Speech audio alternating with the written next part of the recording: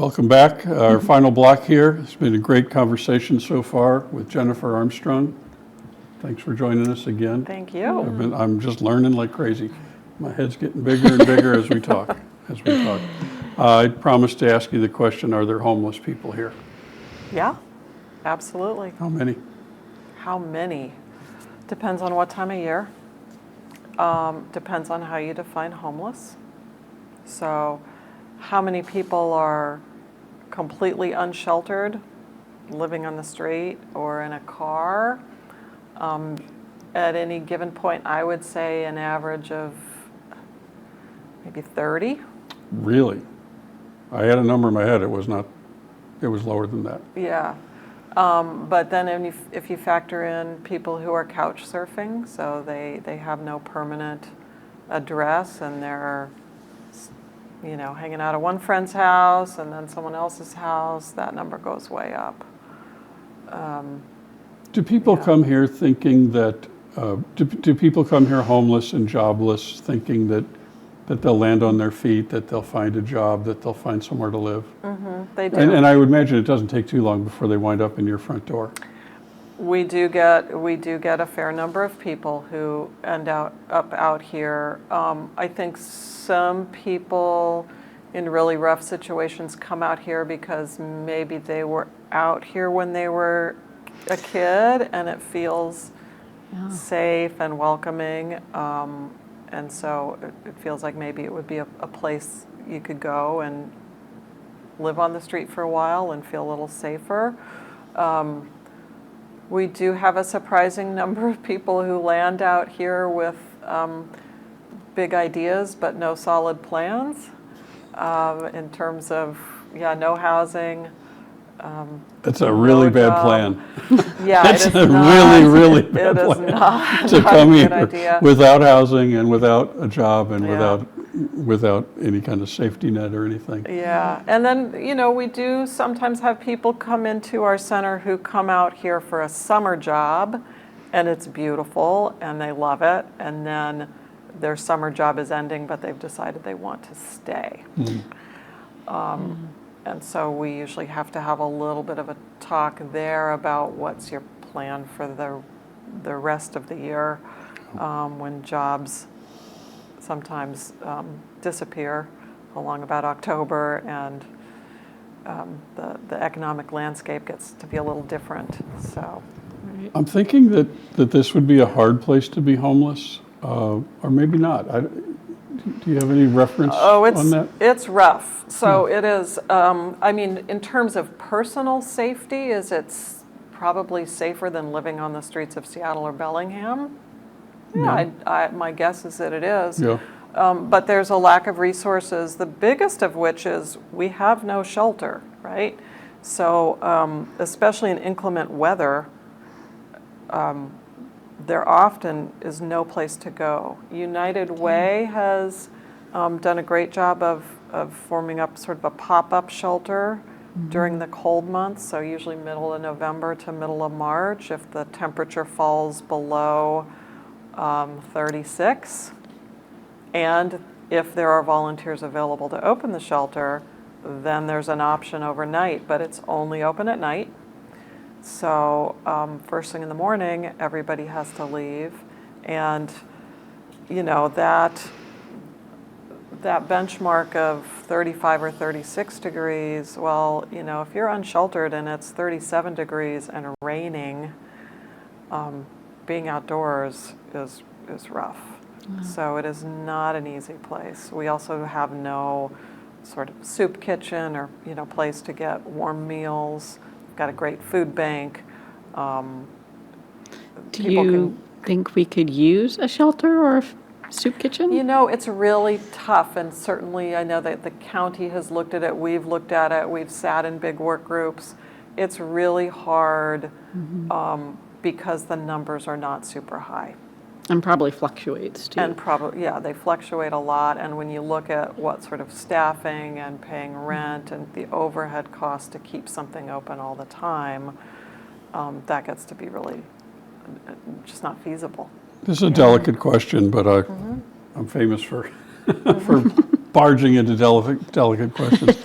Do you ever have a conversation with someone in which you suggest you probably are not going to be very happy here, and we're going to help you get back to Anacortes or get back to Bellingham? Absolutely. I mean, I But don't it's think not, it's it's not even like a, the sheriff driving them, yeah, dumping them. no, I mean, I don't think that's even a delicate, I mean, I appreciate that, being sensitive to that, because it's hard, and Yeah. people come here with, you don't know what they've gone through in life, right? Right. You don't know what drove them to land out here. So we always want to be respectful, but also honest. And so, I mean, we have a pretty big packet of information, and you know, our housing case management staff is lovely, and they're always happy to sit with anybody and say, here are the resources that are available, and here's what isn't. Yeah. And here are the wait times for apartment complexes. Right. We can give you this information, but again, we don't have a magic key to an empty apartment anywhere. Yeah. And if it's someone who is not already settled in this community and has a home here, yeah, we are more likely to say, what is it about the quality of this community that brought you here? And let's talk about some communities on the mainland that might have some of those same characteristics, but a broader array of housing resources. So it's not your job, it's available. not your mission to make every single situation work when the odds are so heavily stacked We against. can't, yeah. There Yeah, just aren't Yeah. options here that exist in Mount Vernon or yeah. Anacortes or Bellingham or wherever, even rural areas, you know. What is- Oh, sorry. No, good. I was just going to say, what is the general reaction when you have to have that conversation? Do people take it well, or are they It's a, to it's run the gamut? Yeah, it runs the gamut. Yeah, definitely. You know, I think when you really lay out the scenario here, people understand.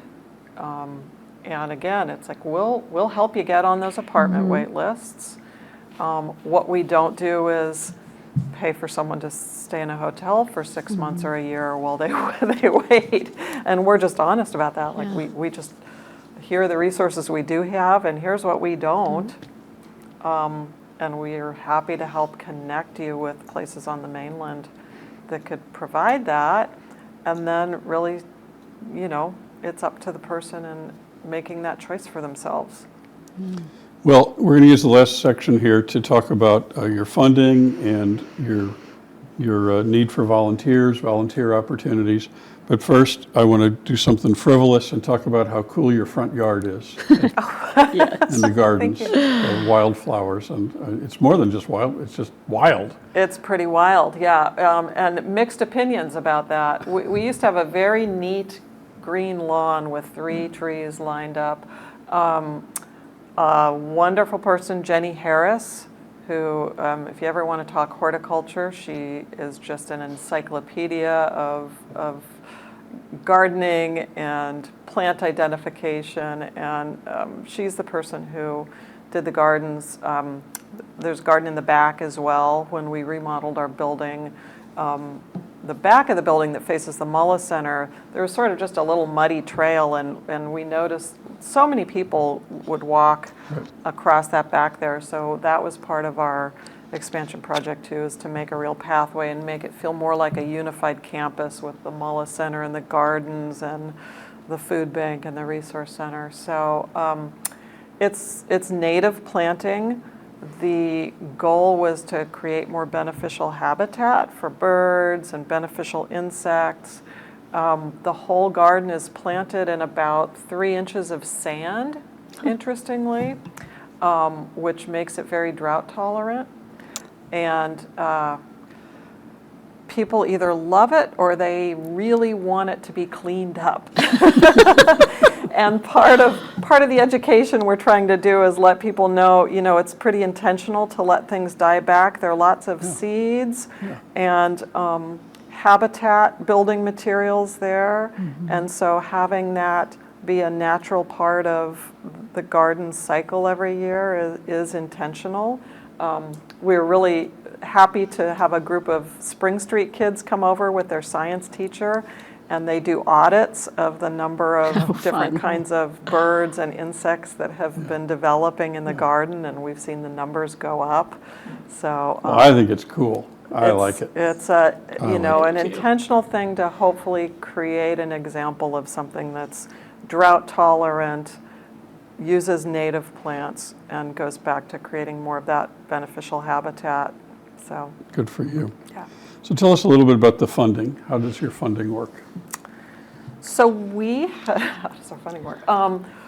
We have a lot of different sources of revenue, about 35 sources of revenue, ranging from state and federal funding to foundation grants. Our community foundation's a huge supporter. Of course, just local folks in the community are. That makes up a significant part of our budget every year. Do they donate to you, or do they donate through the community foundation? A little of each. We have Okay. a dedicated fund at the community foundation, but a lot of people donate directly to the resource center as well. So a lot of planned giving? Some? We have some planned giving. It really runs the gamut. We have people who religiously bring in their King's receipts, which adds up. We have a whole, we call it our Household Essentials program. So seniors and families with infants who are really low income can come in each month and get things that you can't purchase with food stamps. So laundry soap, shampoo, diapers, all those sort of cleaning and hygiene supplies. And that's funded all through donations of King's receipts. Oh, and really? the money that gets raised That's each cool. year. Usually about $6,000 a year, between Nice. $6,000 and $8,000. How do we get those receipts to you? Just walk in the front door? Yep, Okay. yep. Drop them off, and we tally them up. And Valmark is, of course, incredibly generous, so we get that rebate on them, and that's what supplies all of those. Do you get county funds, direct county funds? We definitely get a lot of county funds. We work with County Health and Community Services and carry a number of contracts to deliver. The 1/10 fund, actually now there are two 1/10 funds. So there's, for many years, been a 1/10 of 1% sales tax fund that goes toward accessible mental health and behavioral health supports. And that's what enables us to offer affordable counseling and also some programs for school-age children. And then there's a new 1/10 tax for affordable housing, and the revenue, part of the revenue from that goes to the Resource Center specifically for that, some of the costs of that housing case management. Because so often the state and federal rental assistance programs we work with have money for rent, but they don't have money for the staffing it takes to help people get into a place, fill out 30 pages of rental assistance paperwork, navigate that whole How much of your time is spent on trying to keep 35 revenue streams going? Well, not much of my time because we have a fantastic finance manager. Glad to hear it. Glad to hear it. And finally, is there a role for volunteers in all this? Absolutely. So we need volunteers in a lot of different places. We are always looking for volunteers for our youth mentoring program, which is sort of a Big Brothers, Big Sisters model. It's a commitment of an hour a week to spend with a young person. It's a lot of fun. It means you end up doing all sorts of things as an adult that you forgot about doing for a piece of your life. But so we're always looking for mentors in the mentor program. We're looking for volunteers in our infant toddler co-op to come read stories and just help out in the classroom. We're looking for volunteers in our Island Neighbors program to do that senior outreach. Sometimes that's just stopping by and having coffee with someone or giving them a call once a week to make sure they're doing okay, or run some errands or do a little light gardening work for them.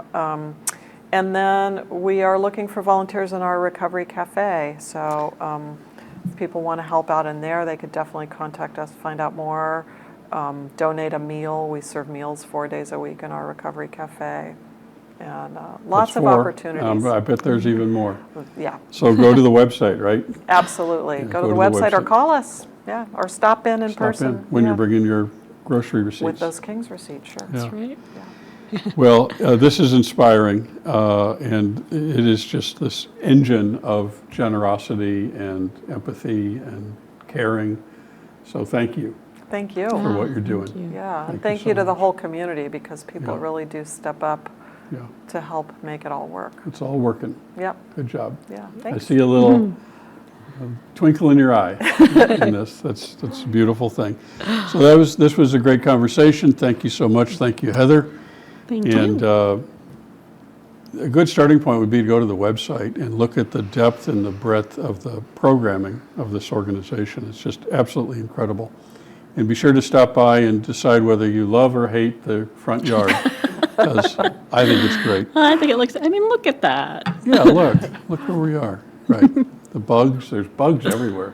There's a lot of bugs up there. Absolutely, noticed when I bugs, walked by. birds, Yeah, all it's sorts beautiful. of good stuff happening. All right, so thanks for joining us, and thank you and our audience of one. Nice to see you. Murph Griffin had this lady who came to the audience. She was in the audience every day for like 25 years. So I can't remember her name, but that's who you Yay, are. Lori. Lori Stokes is our permanent audience member. It's really great to look out there and see Lori. So thank you again. We will see you soon. See you next week.